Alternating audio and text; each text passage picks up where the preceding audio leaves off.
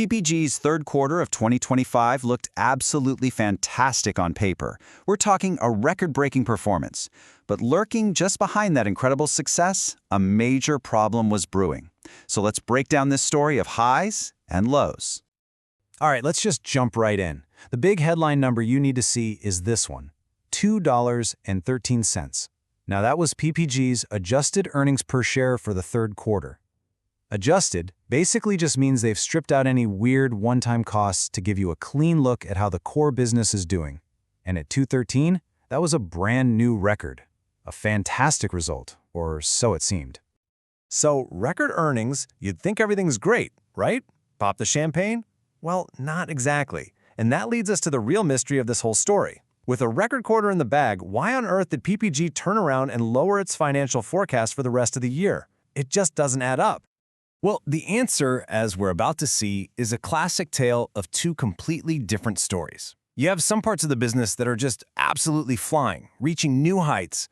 And then you have another part that hit a massive speed bump, and it was enough to drag down the whole outlook.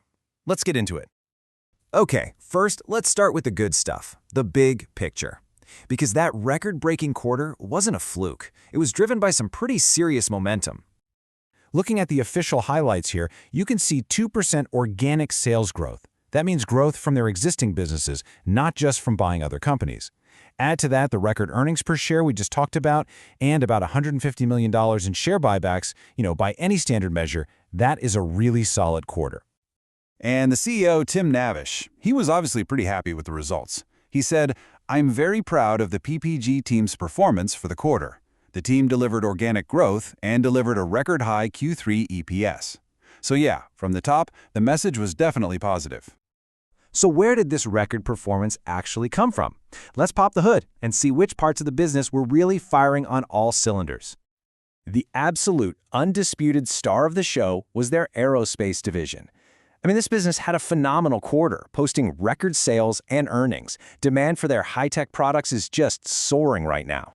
And PPG is not just sitting back and enjoying the ride. They are doubling down big time. They're plowing over $500 million into the aerospace business, and that includes a massive new manufacturing facility. It's a huge signal of just how confident they are in this sector for the long haul.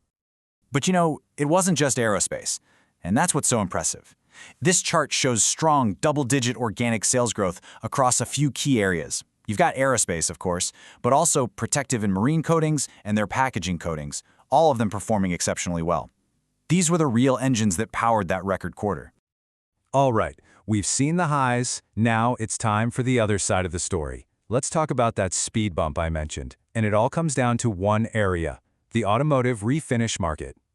The contrast here could not be more clear. On one hand, you have these booming businesses like aerospace and protective coatings seeing double-digit growth, and on the other hand, you have automotive refinish coatings seeing a double-digit decline. That is a huge and frankly unexpected swing. Which of course brings us to the crucial question.